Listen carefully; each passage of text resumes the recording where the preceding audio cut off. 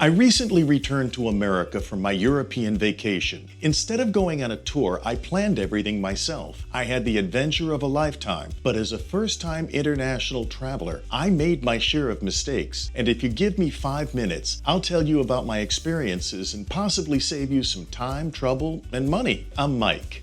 I retired so I could travel, and this channel is the story of my adventures. My biggest mistake was in not planning. I wanted to be spontaneous and make decisions at the last minute. Big mistake. That could work for the young adults who carry backpacks and pitch tents at night, but I'm a retiree and I'm at an age where I need some comfort. Hotel prices that were reasonable a week or so in advance skyrocketed by the time I made my last-minute reservations. If I had it to do over, I would save money by planning an itinerary in advance. By not going on a prepackaged tour, I did what I wanted when I wanted to, but I paid for the privilege. Europe does an amazing job with trains, and it was awesome to ride under the English Channel or through the French countryside. And while a lot of the ride was beautiful, train routes generally go to industrial places, so the view from my window wasn't always the best Europe had to offer. The Eurail system coordinates travel on the continent, but traveling with Eurail isn't as easy as I thought it would be. You can either pay for individual rides or they have a pass system where you pay up front, then pay a reservation fee of $20 to $45 for the most popular routes. You can avoid the fees in theory, but you'll have to be prepared to go to smaller cities and have frequent train changes. Sometimes you might have to go across town from one train station to another, and trust me,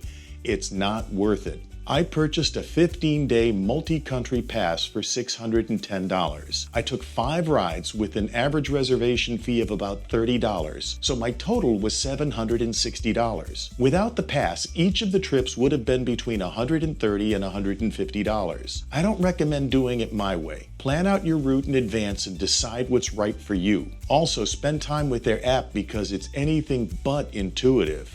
I found it was better to speak with a local representative of the train companies. They knew some tricks that saved me a lot of trouble. Eurail is a consortium of individual companies, so each representative was only able to get me to the next station. Eventually, I learned to stop at the local train station as soon as I arrived in a city. It took away a lot of the spontaneity, but it did save me a lot of time and stress. I carried a 22-inch roller bag and a backpack. If you're hopping trains, you don't want the weight or the bulk of check-in size luggage. I purchased the Monos carry-on. It was expensive, but it survived my torture test of walking miles over cobblestone roads. Shop carefully for luggage because you can expect to do a lot of walking in Europe. Make sure you're also prepared for a lot of stairs. Europe is big on stairs, but not always on railings. My advice is to climb 4 flights of stairs without grabbing the rail. If you can do that, you should be fine. If you can't, consider doing some cardio before you go. These were the stairs to my room in Venice. The room had a very slow elevator that went only part of the way to my room.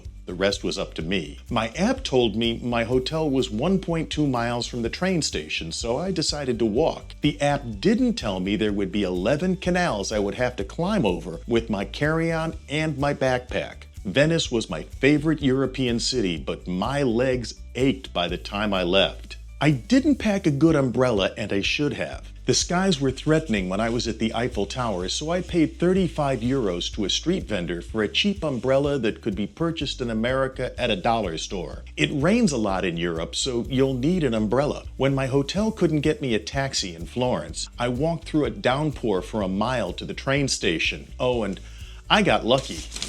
My umbrella still somehow works. I was frustrated in France because I didn't take the advice I was offered, so learn from my mistake and listen to my advice. Learn at least a dozen common phrases. I found the French people were very indulgent and kind to me. When I was frustrated, I would say, "English?" I always found someone who would help, but it would have been easier and frankly more polite if I had learned more French phrases. I had less trouble in Italy, where I spoke a combination of Italian, the Spanish I learned in high school and college, and English. It may not have been eloquent, but it was enough for me to survive. I found several websites that provide common phrases for tourists in French and Italian. Do a search and find what works for you.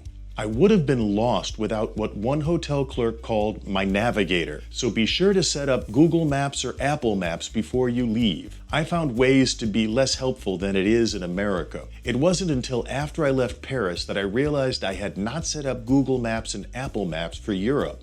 I didn't have subway stations turned on because we don't have subways where I live in Florida. In both Google Maps and Apple Maps, there's a link to options after you choose the train icon. Make sure you have everything set to where you're going. My 21 days in Europe were the adventure of a lifetime. And if you've traveled to Europe, tell me about your experience in the comments. I'll update this video to include your thoughts. If you have any questions, I check the comments regularly and I'll do my best to respond. I'm going back to Europe someday soon, but this time I'll have the benefit of my mistakes. And if you've gotten any benefit from this video, please click the thumbs up button and check out my other videos. I hope to see you again soon. Bon voyage!